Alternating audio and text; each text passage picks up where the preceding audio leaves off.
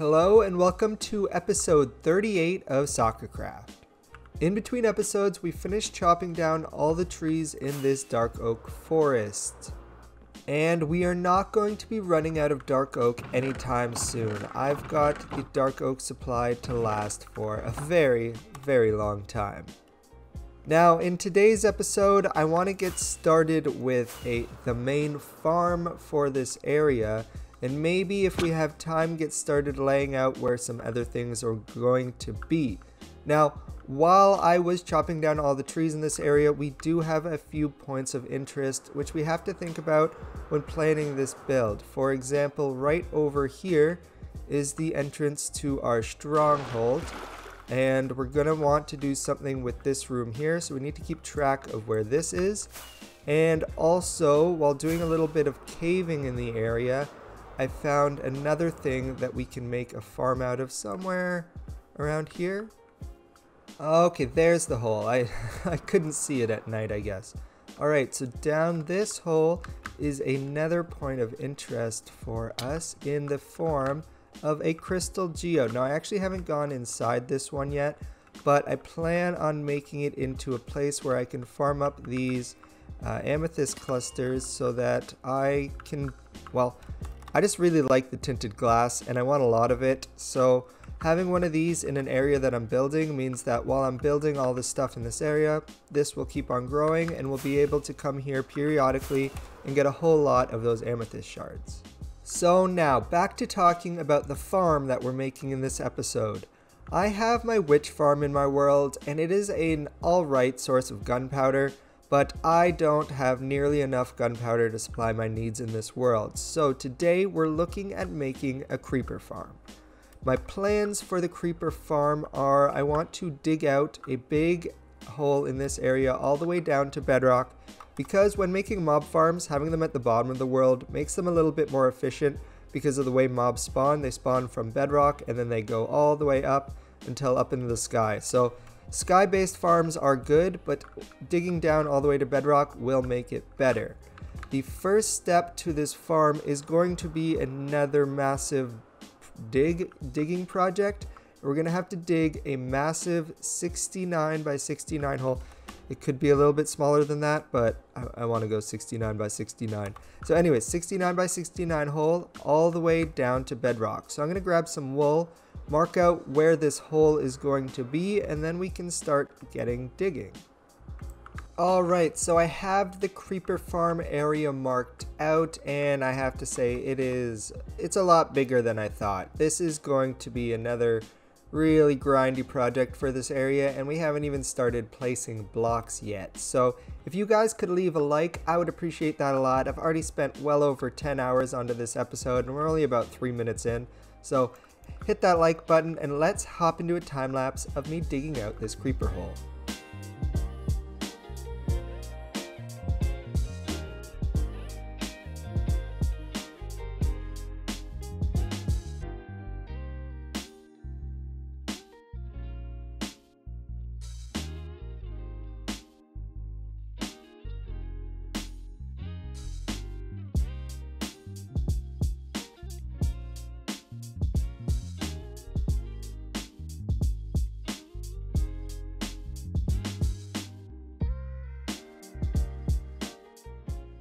And welcome back from that time lapse. I come to you from the future. It has been like 5 days of digging out this hole, but it was all for science. And I've started to also lay out the kind of base structure, the base structure of the creeper farm that's going to be in here.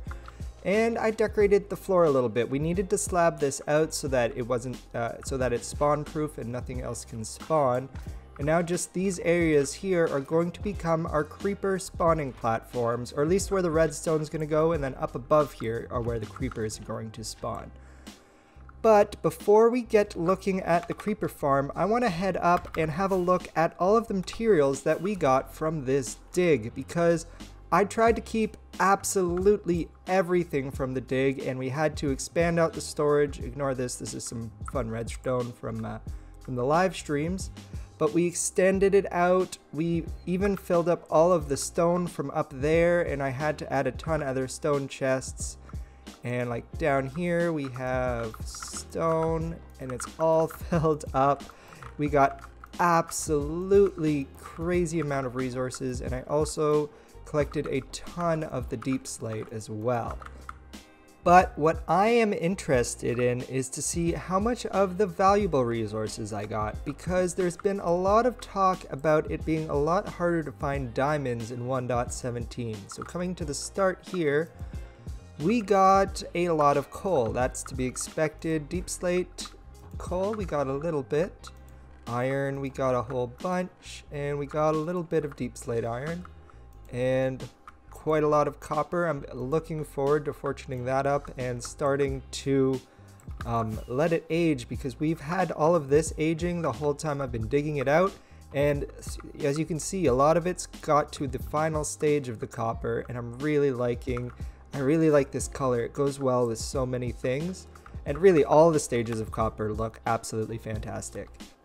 But moving on from the copper, I'm not sure if for the rest of the ores we really even got enough for them to filter down through the system. So let's go up and look in the item filters. So if we come up here and look inside the item filters, we can see how much of the diamonds we actually got. So we got about 26 deep slate diamond from this area and about 38 regular diamonds. So definitely not enough to fill up any of this, but at least we got it stored, and we did get enough redstone, it looks like. And when it came to finding diamonds, we didn't really find them where we used to find them around Y level 11. We found them a whole lot closer to bedrock level. I actually think there's still some, yeah, you can see diamonds are a lot more common just before bedrock is what I found from digging out this hole. I believe that Mojang made a statement that it has to do with deep slate generating in around the Y11 area and that kind of disrupting the flow of diamonds. Or they say it's not going to get patched, and so I guess we have to start dealing with lava lakes while mining for diamonds? I don't know. We'll see. But also, something else to consider when digging out a hole this big is that deep slate is not instant mineable. These last like 10 layers were an absolute nightmare to dig out. So if you do have some 1.16 area generated, it will save you a lot of time in the long run if you go with that. But one big plus of building this in a 1.17 area is being able to collect all of this deep slate. Now let's get back to talking about that creeper farm. So we're going to be building 4 separate spawning towers. They're probably going to have 5 or 6, somewhere between 4 to 6 platforms in each of them, and then we're going to put a roof on top of it. But when getting started with a farm like this, what I went ahead with is I laid everything down so I could get everything planned. So basically how this is going to work is this is going to be where the mobs are spawning, but at this bottom layers we're going to have all the item collection. Then up above here we're going to have creepers spawning, and there's going to be a cat in the center of this platform, and it's going to make the creepers scared and they'll walk away from it and they'll fall down here, fall onto campfires, magma blocks, some sort of killing mechanism, and then we will pick up all the drops from there. And then we're going to shuttle all the items to one storage location, and that's the farm. So let's get started with the first step. And the first step is the item collection. I've set up this hopper minecart line to go underneath where all the creepers are going to be dying. And then it's going to come up to this point here, unload everything through here down into this dropper, and that is going to take it off along into a water stream to our final collection area. And then once it's empty, it will go back down into the killing area to collect more gunpowder. And now let's look at the spawning platforms. When I was first setting this area up, I miscalculated this spawning platform and I built everything too small, so I've went ahead and fixed that. And this is the size of the spawning platform now. So it goes 7 across here, got 1 piece in the corner, and then 7 across again. And in the middle there, I have this emerald block to mark where I'm going to be putting my cat. And we have trapdoors on the top of this to stop any mobs that are 2 blocks tall. So this will stop zombies and skeletons from spawning. And then we strategically place the carpets around to stop spiders from spawning, because spiders need a big old 3x3 spot in order for them to be able to spawn. Actually, I missed a carpet there. All right, good. So this is what we need to do on all of the platforms. And then once we get this up to a few levels higher, we got to start looking at a few other things. And we have 5 spawning platforms in. Now let's get the cats into place. So I've been breeding up my cats while I've been building this over here. And let me just see if I can grab one of them to bring over. All right, you can come with me. And in order to get the cat into place, all you should really need is to teleport over to where you want them to land, and they should teleport to you. So we'll try to get the cat down in here. All right, come over here. Good, good, good. All right, so I'm gonna sit this cat down and then get ready to get it into position. So to get the cat in position, I'm gonna get some mine carts, oops, and line them up with the cat. And then I also want to grab a few trapdoors and place it around like this. And then it should be just putting the minecart and putting your cat into place. And now while removing this, I want to remove all the minecarts and get this trapdoor in place. And this should stop any creeper from knocking the cat out of place. And it should be able to stay here and scare all the creepers off the platform now. And in order to get the creepers off the platform and into the killing chamber, we're going to use the trapdoor trick. We're going to line the edge of this with trapdoors and put the other side, whoops, that doesn't go there. Put the other side against the glass also with trapdoors, and then it should make it so the creepers can think that they can walk across here even though they're not going to be able to. And then they'll just fall down below into the pit where we're going to have a bunch of campfires to burn up the creepers. And here we have one of the spawning towers complete. I decided to go with 5 floors for the creeper farm because with the 4 separate towers, it's going to end up with 20 floors, and that sounds like plenty to me. And now looking at what we have here, something I want to talk about is the tinted glass that we have wrapped around this farm. Now the tinted glass is a new addition in 1.17, and it makes it so that we have a see-through block that doesn't allow light through. And I think that's really awesome. It's going to be so useful for mob farms.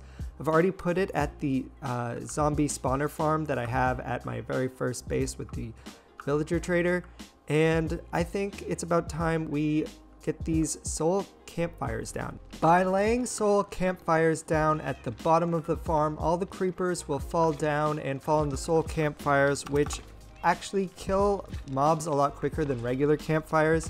So that will get the creepers out of here, and then the minecarts are going to be able to run underneath these, picking up all the gunpowder from on top of the campfires and bringing it to this item system to send it to the final collection storage space. So now I'm going to go off into a live stream and finish up this creeper farm and bring you back when everything's working.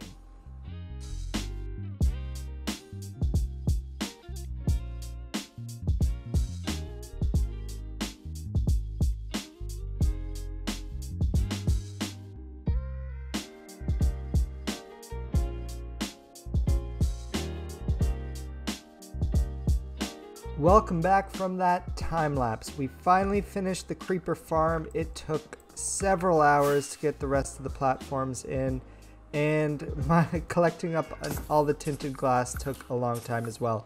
But as you can see, the farm is working. There is still a few other things to do. I set up this temporary storage system. It's sending all the gunpowder over to here and starting to fill up these chests, and this is temporary, and we're going to send the gunpowder somewhere else eventually. And now the only thing that I really need to do to make this farm go absolutely nuts is go into all the caves around here and light them up, because they are taking up the mob cap right now, and if we make it so that no mobs can spawn in these caves, then they will all be spawning in the farm. So that is something that I'm going to do in between episodes because we are running out of time for this episode. But before we finish off the episode, I really quickly want to mention the roof of the farm. First of all, the design is really cool looking. It's kind of trippy to look at when flying really quickly over it. But we made sure that the roof came out an extra 15 blocks from the farm to promote pack spawning of creepers in the farm, and it really should allow for a lot more creepers to be spawning in here, especially once we get everything lit up.